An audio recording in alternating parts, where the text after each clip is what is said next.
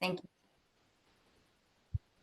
Thank you, Terry. I appreciate that introduction. And as my husband and I always say, our most important role in this world is being mom and dad to Wyatt and Abigail. But thank you. And I'm going to pull up my slides, make sure I can share with you all. All right. Can everybody see that? We good? All right. So I love talking about space law. It's a passion of mine. In addition to working at NASA, I actually teach space law at the University of Houston Law Center here in Houston. So um, it's really a pleasure of mine to be able to talk a bit about the Artemis Accords. I also had the honor of being one of the original writers of the Artemis Accords as well years ago. And I look forward to sharing the Artemis Accords, but also explaining the Artemis Accords a little bit, because when you do read about the Artemis Accords, there is some negative messaging out there. So I hope you came with lots of questions, and would be happy to answer them. Before, though, I get into Artemis Accords, I do want to talk a little bit about the Artemis campaign, the Artemis mission, of what we're going to do. I'm going to go through this fairly quickly. I'm not an engineer. I'm a lawyer. So be a little patient with me. Hold on a minute. I'm just getting rid of it. All right. It was telling me I was being recorded. So, all right. So the Artemis campaign actually started with the launching of Artemis 1. Artemis 1 was launched November 16th in 2022. And this was the first mission to actually test out the first Artemis mission, which actually did not go to the moon. It was also uncrewed. But as you can see, it was a 25-day mission. It went around. I'm not going to, you can see the different bullets of the different days, of the 25 days of what occurred during those days. But this mission was basically to check out the basic structure and engineering of the Orion vehicle, which the Orion vehicle will be the vehicle that brings our astronauts back to the lunar surface. After Artemis 1, and here is actually a picture of Artemis 1 taking off. I went down, it was scrubbed, and then my husband went down. He got to see it. I didn't. I'm a little jealous. So this is his picture, not mine. But here's just an amazing picture of the Earth. And this was taken by the Artemis vehicle as it was going around the moon. And we have not seen these types of pictures since the 60s and 70s. So this is just an amazing, amazing video. So let's talk about Artemis 2 and what happens next. So we tested out the vehicle. Like I said, it was uncrewed. So the next thing we do is test out the vehicle with crew in it and make sure the systems that support our crew members are going to work. So when we go back to the moon, we have a safe vehicle for them. This is the crew of Artemis 2, all friends of ours. And this is the vehicle they will be riding on. Currently, this mission is slated for November of next year. And this is the vehicle, the Orion vehicle that they will be flying on. As you can see, it's made up of 4 major parts. One thing I wanted to point out is the service module. And the service module itself is actually built by the European Space Agency. There's a lot of international cooperation that is going on within all of these Artemis missions. One of the big changes with Artemis versus, say, the Apollo missions is we have a significant amount of international participation, which wasn't the case with Apollo. And actually, I should go back to this slide and say that this is a Canadian astronaut, Jeremy Hansen, and he will be on that Artemis 2 mission. So we will also have international crew members as well. And this is just a picture of them in the vehicle. But basically, again, this mission will be for them to check out the vehicle, the systems in the vehicle, and how they work. A little different than Artemis 1. As you can see, Artemis 2 has a 13, 14, 15-day profile. But if you notice, it's not going directly to the lunar orbit. If you can see, it's going actually around the Earth once to test out the system. And that makes sense. We've got humans on board, so we want to go around the Earth once before we then do the figure 8 around the moon.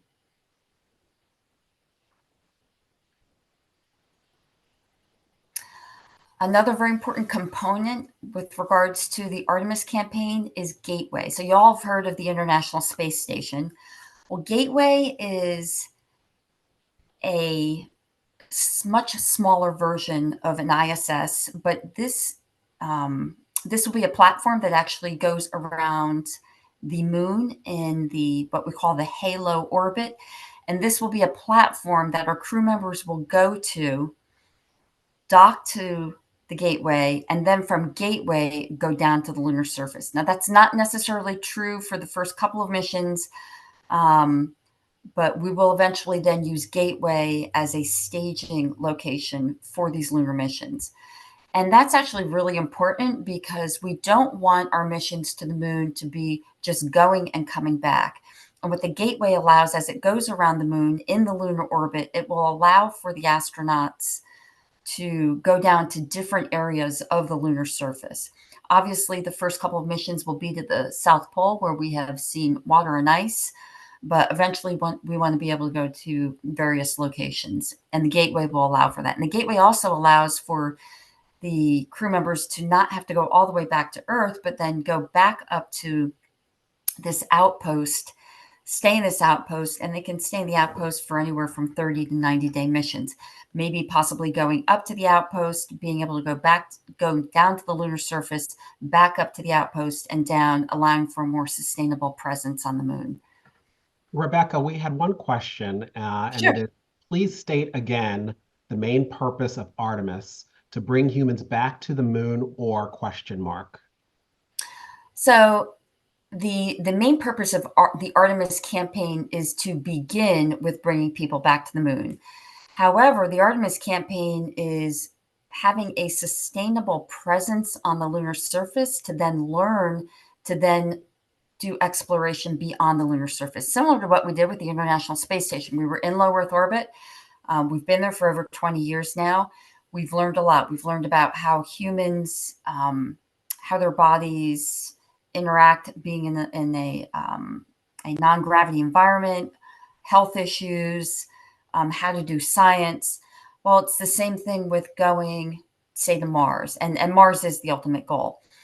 And so you don't want to just get in an aircraft and say, I'm going to Mars. It's the same thing. So when you go on a camping trip, you don't buy a tent and set it up for the first time when you get on your camping trip. You don't wear your hiking boots for the first time when you start doing your hike. You go, you set up your tent in your backyard. You wear your hiking boots for a while to wear them in. It's the same notion. We are going to the lunar surface to test out what we need to test out to do exploration further. The other thing too is the lunar surface may have resources that will then allow us to actually then launch from the lunar surface, as opposed to doing launches from I would say the United States, but from Earth, anywhere on Earth. And there's a lot of benefits to that, both environmentally. Don't have time to probably talk about that this evening, but like I said, there's a lot of benefits from doing launches because you're not pushing through the atmosphere trying to get into out of the Earth's atmosphere into a higher orbit. And the second part that our guest is asking is, please offer details of the Halo outpost. So the Halo outpost is the gateway. The Gateway has a module in it that's called Halo, but that's only one of the many modules. So here's actually a picture of the modules. The habitation and logistics module, this outpost, that's actually being built by Northrop Grumman, and that is a contribution being made by the United States to the Gateway platform. And as you can see, the contributions are from many of our international partners. We have the Canadian Space Agency that's providing an arm. We have the International Habitation module, which will be done by the European Space Agency and the Japanese Space Agency, and the Esprit refueler that will be done by the European Space Agency. And then more recently, we just entered in cooperation with the UAE on doing an airlock for us. And then there'll be other contributions as well. As I mentioned, the European Space Agency is providing the one of the modules for our Orion vehicle that we need for our crew to get up into space, as well as we have the HTV XG by the Japanese Space Agency, which is a cargo module.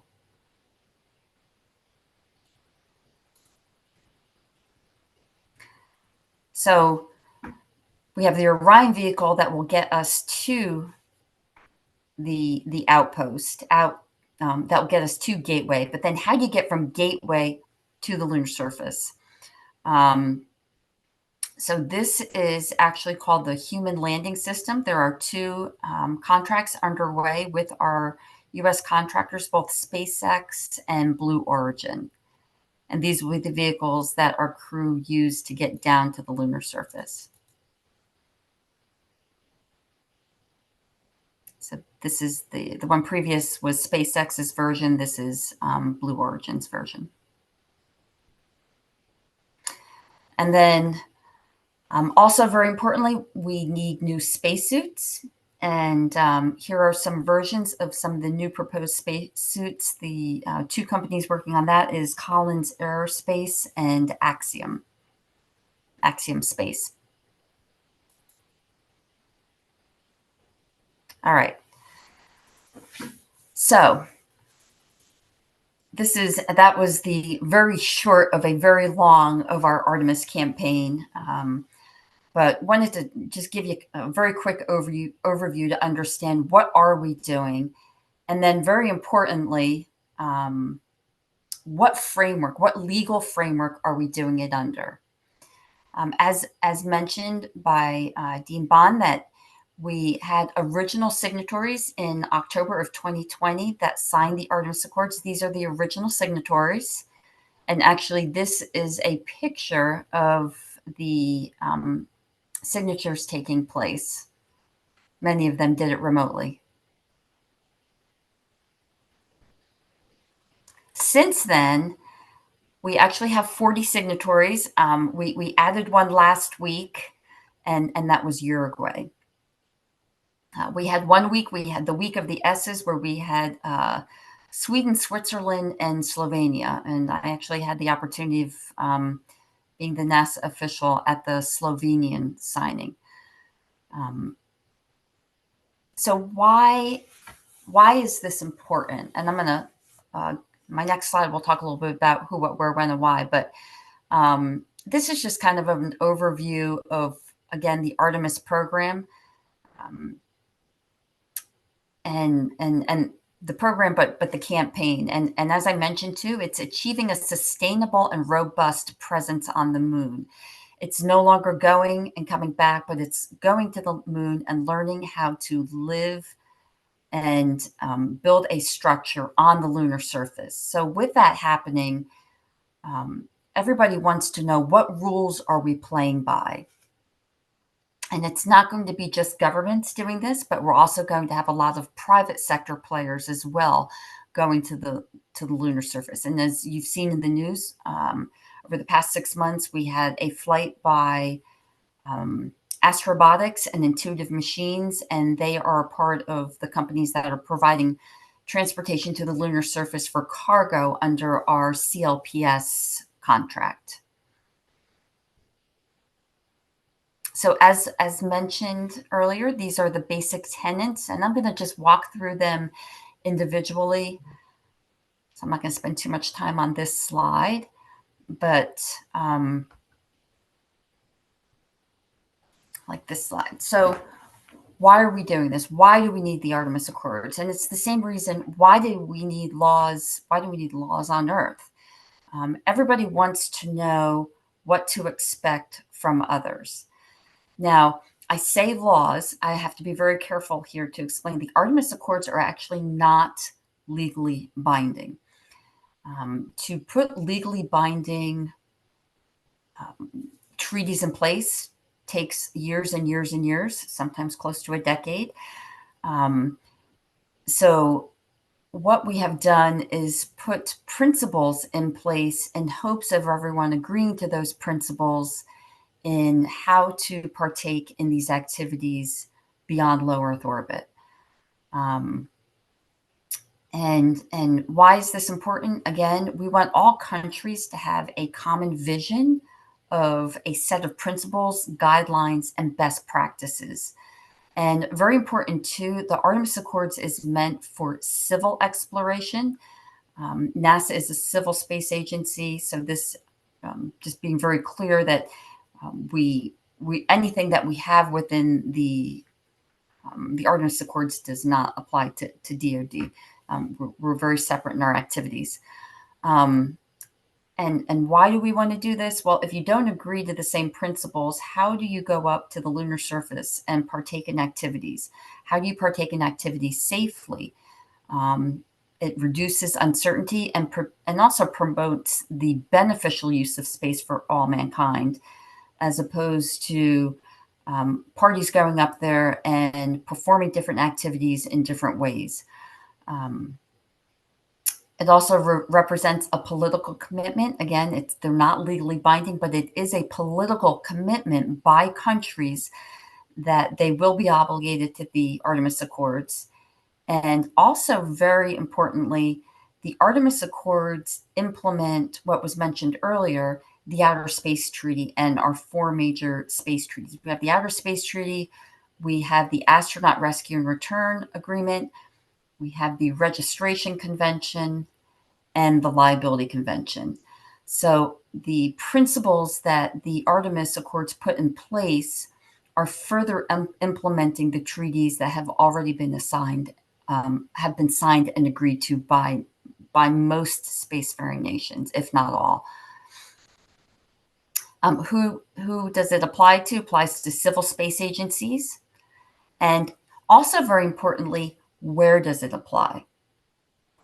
So it's not just the lunar surface. If you look at this slide, it's the Lagrange points. It's in transit between all of these celestial bodies. It's Moon, Mars, comets, asteroids, including their surfaces and their subsurfaces. And then also very importantly, I get the question, hey, how are these implemented? So countries sign the Artemis Accords, but then when they sign on to Artemis Accords, they further then implement these principles both in their contracts, their international agreements, and any other mechanisms that they use in entering into civil space activities.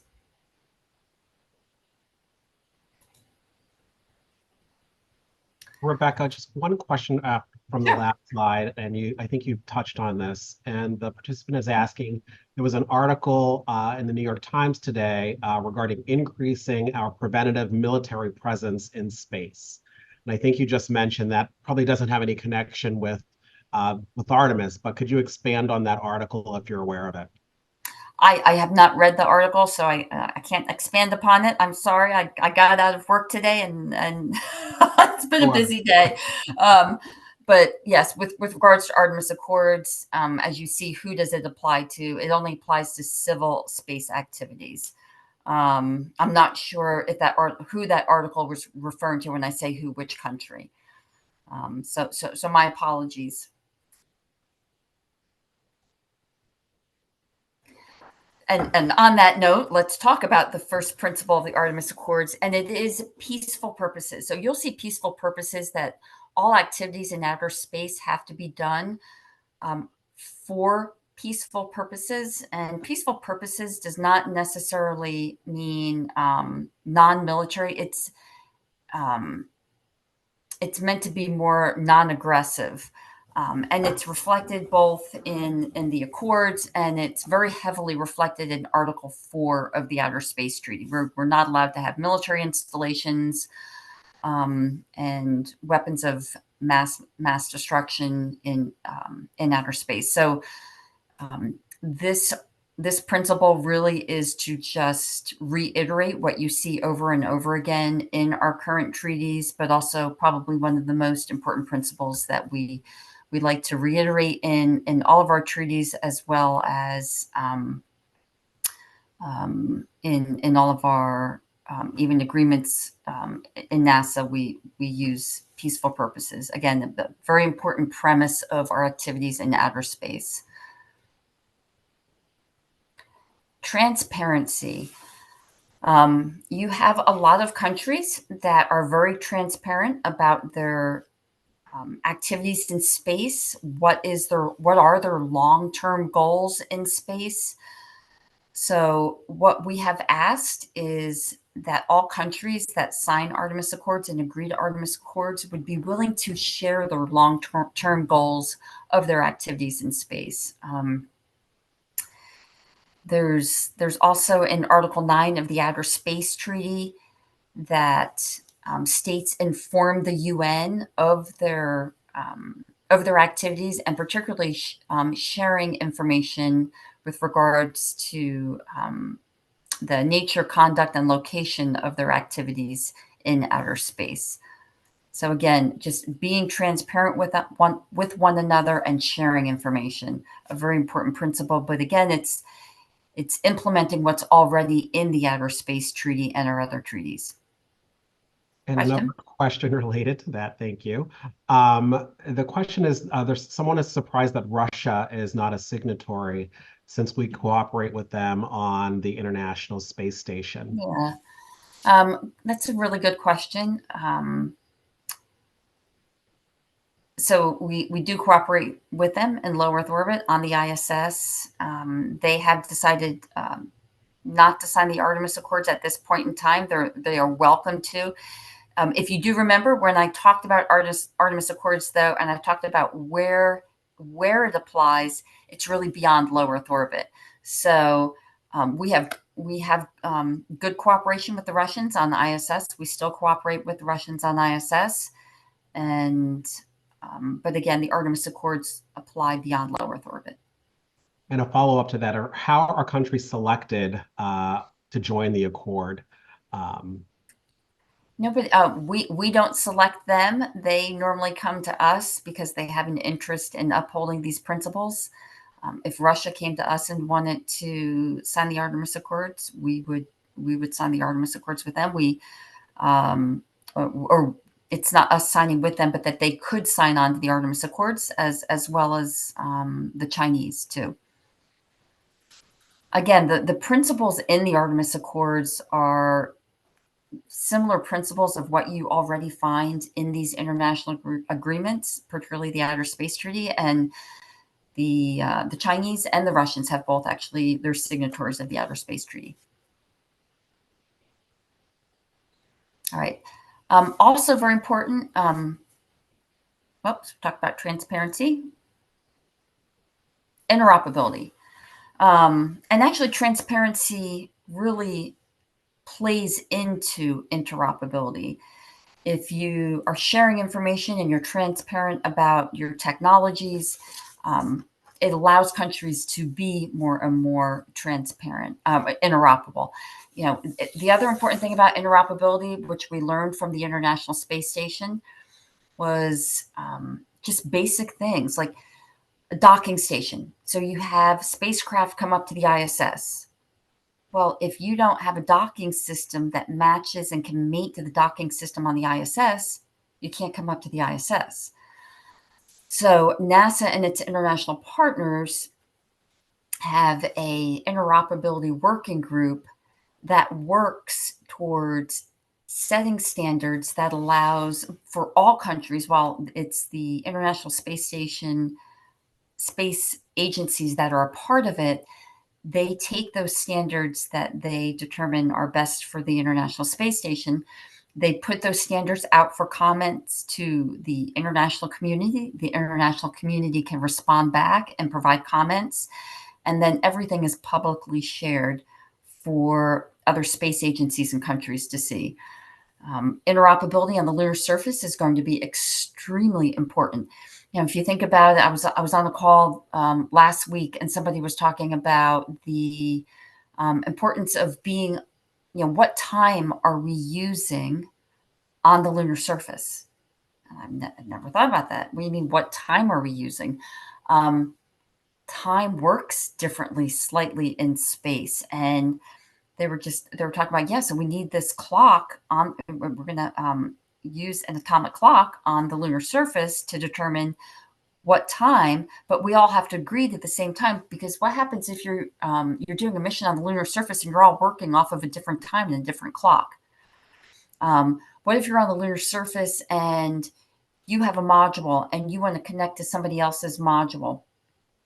It makes sense that you should be able to connect. What if you want to refuel and there's a refueling capability on the lunar surface, but you're not able to dock, you're not able to use that refueling capability? So having this interoperability capability is a real benefit for all countries to work and live on the lunar surface together. Emergency assistance. Well, this is a really important thing to take into consideration, because how are we obligated? So in maritime law, if a ship sees another ship in danger, it has an obligation under maritime law to go and help that ship, as long as the by helping them doesn't put that ship in danger itself. So what's the rule in outer space? We have an agreement already called the Astronaut Rescue and Return Agreement. And this emergency assistance principle basically works off of that treaty. And then also the Outer Space Treaty has a principle as well, that all astronauts are envoys of mankind. My husband likes to try to use that one for me, with me. And when I ask him to walk the dog, and the envoy of mankind principle doesn't get him too far in this household. But in space, this really requires that countries, if they see another astronaut of another nation needing emergency assistance, that they do provide that emergency assistance. And as you begin to grow your presence on the lunar surface, this becomes more and more important on how are humans supposed to be treating each other on the lunar surface and interacting with one another. So the registration of space objects. If you remember, I mentioned that the Registration Convention is another one of the core treaties that obligates nation states to register any space object that they will launch into space. This registration is done in two forums. The first, for the United States, we do it through the Federal Aviation Administration. So the FAA will they provide launch licenses, and as a part of that, they register their launch with the U.S. government. A lot of other countries have that same requirement as well, as a part of their regulatory framework for space activities. There's also, as I mentioned, the international agreement, and that registration actually occurs with the United Nations. So nation states are also required to register with the UN on any type of launch into outer space and activity in outer space. Does that always happen? No, it does not. And not all countries who are actual signatories of the Outer Space Treaty are also signatories of the Registration Convention. So this principle is to urge partners that sign Artemis Accords to become members of the Registration Convention. The benefits of registering your objects is we know who then owns the object, which also is connected to liability and responsibility of that space object. And it also provides some basic information as to, what is the activity of the space object, what is its location, et cetera, et cetera.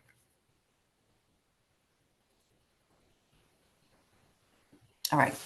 Release of scientific data. NASA has always been really big on the sharing of information.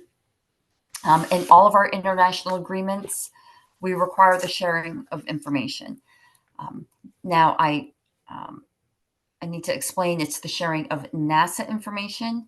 We do understand that there are a lot of companies that put a lot of money into and will be putting a lot of money into activities on the lunar surface. And while we want to ensure that there is the release of scientific data, we also understand that there is going to be information that is proprietary of these private entities, and that they will want to share their information, but to the greatest extent practicable and feasible, we want to share information with the international community, and we want the international community to share information with us and others. Protecting heritage.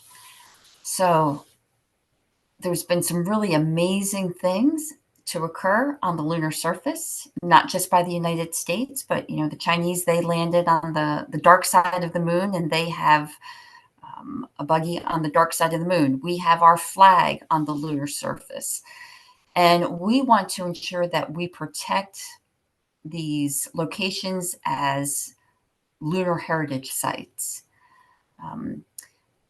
We are working on what is and what should be the standards for protecting heritage. What are the factors of being considered a heritage site?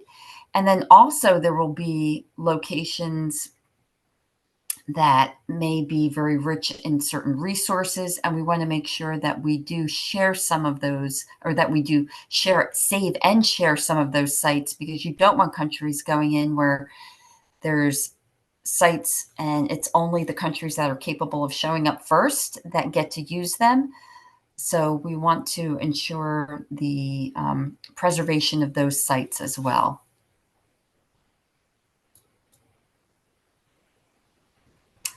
So this is the most controversial: space resources. So basically, this principle states that countries that go up to the lunar surface and have the ability to extract and utilize resources may do so. There has been there have been two varying views of the Outer Space Treaty. So the Outer Space Treaty specifically states in Article 2, there shall be no appropriation of a planet. And so this non-appropriation principle, some view that as that also includes all of the resources, while other countries view it as, no, you can't appropriate the actual land of a lunar surface.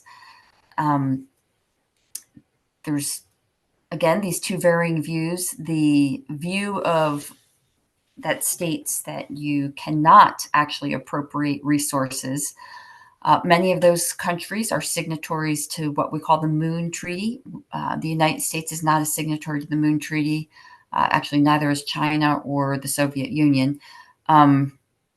But the Moon Treaty, for the most part, is not very contentious, except for Article 11 of the Moon Treaty, which calls for an international forum, an international organization, to have the ownership rights that would then divvy out whatever is extracted, say, from the lunar surface or other celestial bodies, and then they will determine who gets what on Earth.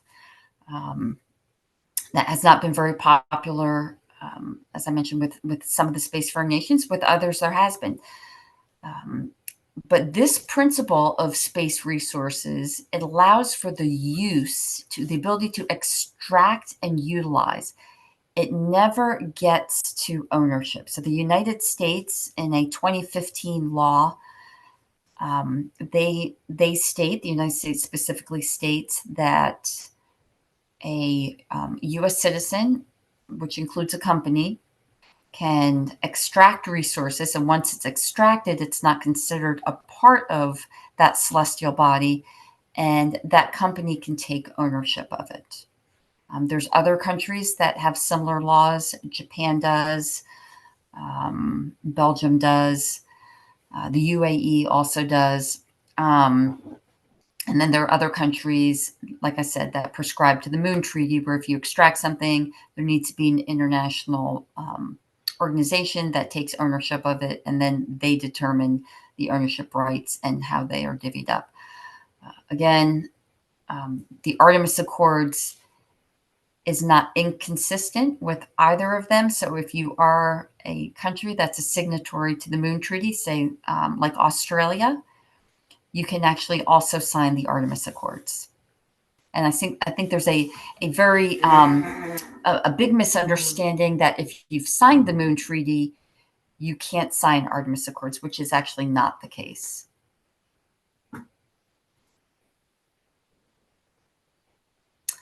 Deconfliction of activities. This is also probably the second most contentious of the principles of the Artemis Accords.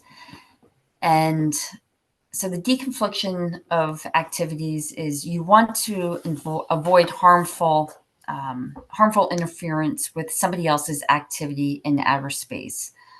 So before going up and doing an activity, you'll need to get a license. In the United States, currently, we do not have a regulatory agency regulating these types of activities. And there are two legislative proposals right now that are being proposed to fill that gap. With that said, this deconfliction of activities, it would basically require that an entity do some sort of pre-checking. And again, I'm not sure how this is going to work quite yet. We just, as I mentioned, we don't have a regulatory framework yet set up. But they will then determine if the activity would cause conflict with another activity already occurring. They then need to set up some sort of safety zone so they do not interfere with that other entity's activities. The setting up of that safety zone, that has been the controversial part, because many countries say by the setting up of the safety zone, you are taking over that land.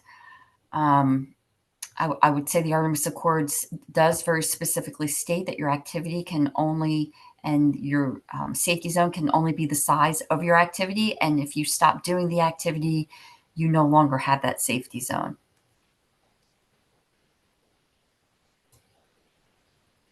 Orbital debris and spacecraft disposal. So you're hearing probably a lot in the news these days about orbital debris. I don't know if you've read about there's a piece of orbital debris from the ISS that hit a house in Florida. That was the first time that has ever happened with regards to debris from the ISS.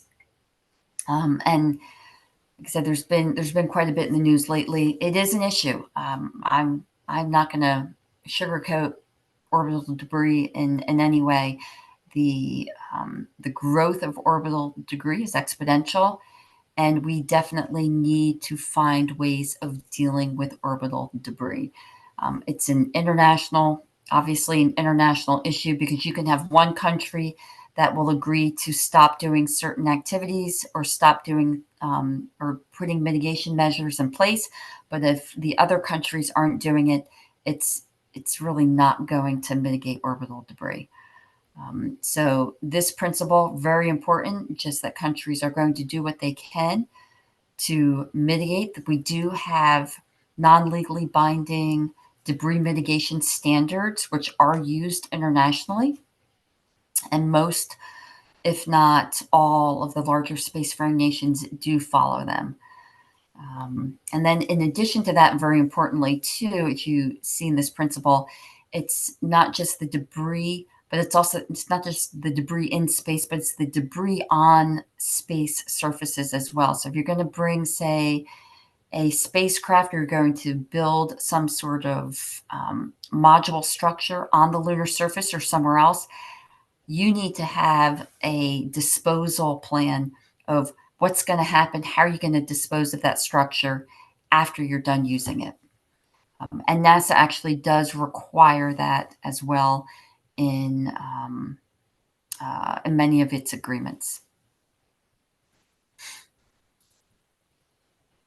Deconfliction of activities, that goes, oops, nope, we already talked about that one, sorry. Orbital debris, so my apologies, I had double slides at the end here. So that was it. Any questions? I have a few here for you. Awesome. The first is, what resources will be most beneficial for humankind?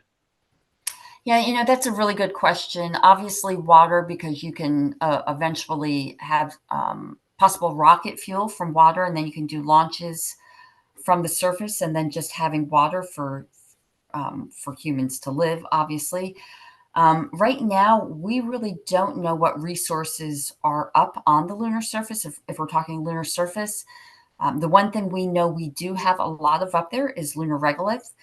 There's some really amazing technologies out there. I had the wonderful opportunity of going to Luxembourg earlier in the year to look at what some of those technologies are. We have a company that's able to build solar panels with lunar regolith, and they're learning how to build structures with lunar regolith, how to 3D print with lunar regolith.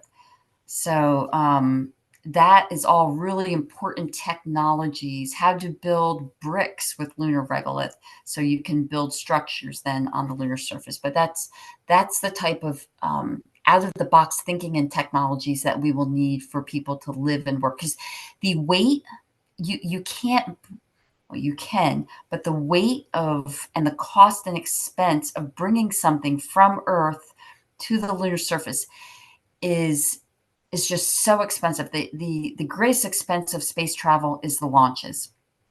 So if we can figure out how to use the resources on the lunar surface and to build things on the lunar surface, that would benefit humankind significantly in exploring outer space.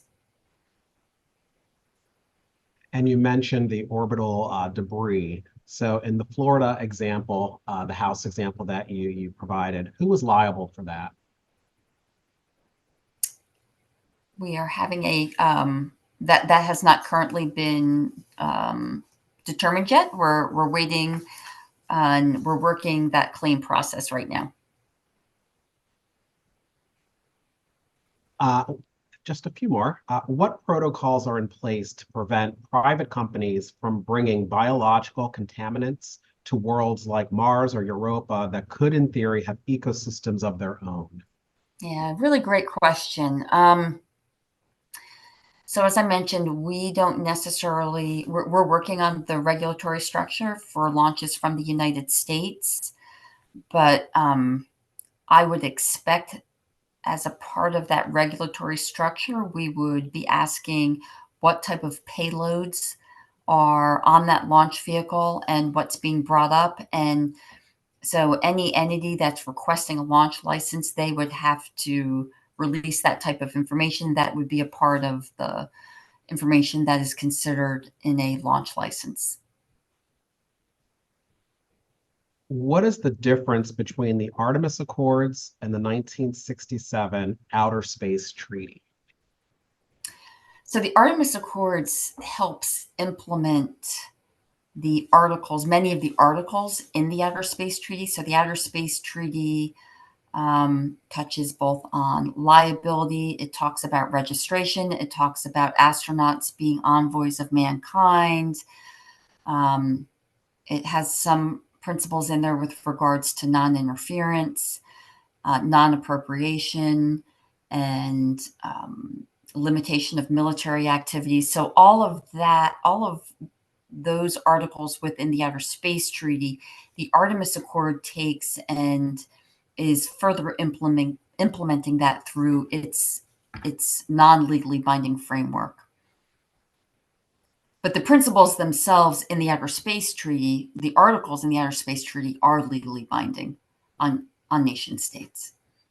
Now, the question, though, for those that are experts in international law is, there's many ways that international law developed. The first being treaty, but the second being customary international law.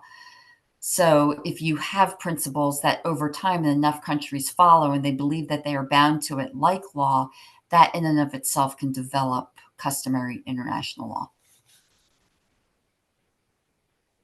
And I have one final question that was entered into the Q&A.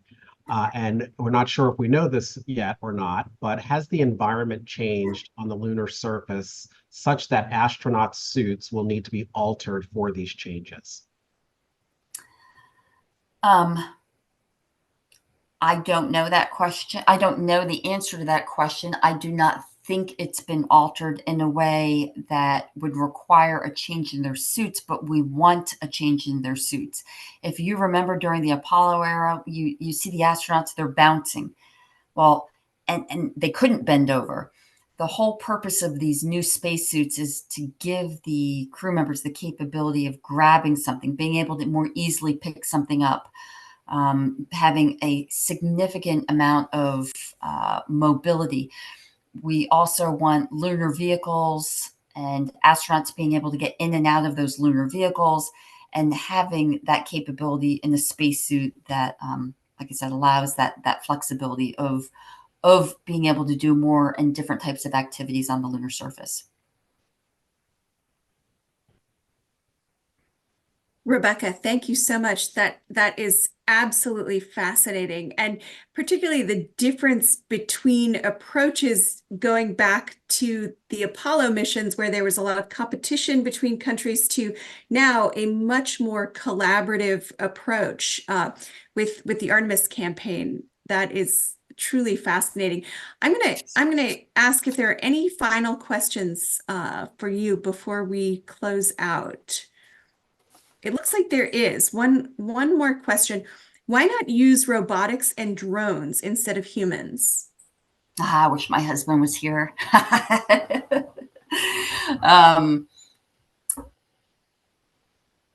What a human can do in the amount of time that it would take a robotic capability to do that same thing, they can do in a significantly shorter amount of time.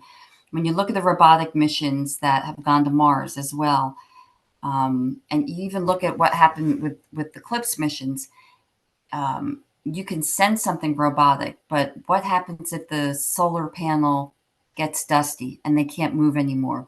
Can they pick something up and maybe with AI, eventually you will have more and more of that capability. We had AI on our robotic missions on Mars surface, and amazing technology, but it still doesn't replace the capability of a human being able to explore, look at something, and make an assessment.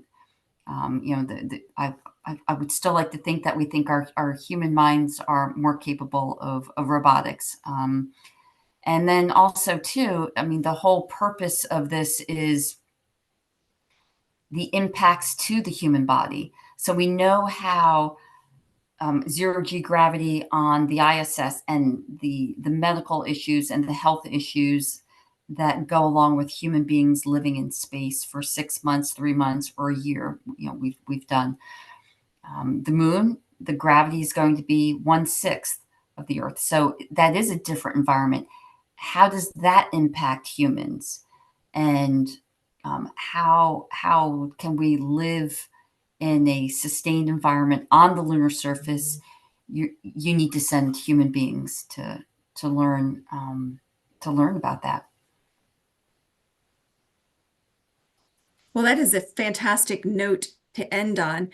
Let me just say this has been completely fascinating for me, and I learned so much about what we should all be concerned about and thinking about in terms of civil exploration of outer space. So truly fascinating. Thank you so much, Rebecca. Thank you, Terry and Chuck, and thank you to everyone for joining us tonight. Thank you, and just thank you for the interest in space. Take care. Thank you all. Bye. Good night. Bye-bye.